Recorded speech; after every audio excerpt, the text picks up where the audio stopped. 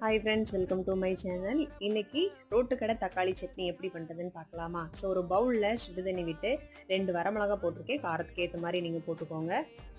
ஊற வச்சதுக்கு அப்புறமா மிக்சி ஜாரில் ஒரு பெரிய வெங்காயம், ஒரு 4-5 தக்காளி போட்டு கொஞ்சம் வெள்ளைப்பூடு, அப்புறம் உப்பு, வரமிளகா ஊறுனதை எடுத்து போட்டு நல்லா அரைச்சிட்டு வந்துடலாம்.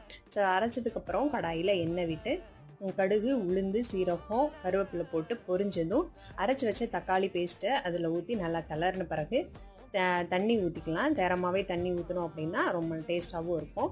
ஸோ நல்லா கொதி வந்ததுக்கப்புறம் ஒரு குழிக்கரண்டி அளவுக்கு இட்லி மாவு எடுத்து நல்லா கிளறி விட்டுட்டு அவ்வளோதாங்க. கொதி வந்ததுக்கப்புறம் ஆஃப் பண்ணிடலாம். தக்காளி சட்னி ரெடி ஆயிடுச்சு. இது கூட சுட தோசை ஊற்றி சாப்பிட்டோம் அப்படின்னா செம்ம டேஸ்ட்டாக இருந்துச்சு. நீங்களும் ட்ரை பண்ணி பாருங்கள். இந்த வீடியோ பிடிச்சிருந்துச்சுன்னா லைக் அண்ட் சப்ஸ்கிரைப் பண்ணிக்கோங்க. இன்னொரு வீடியோவில் சந்திக்கலாம். பாய் ஃப்ரெண்ட்ஸ், தேங்க்ஸ் ஃபார் வாட்சிங்.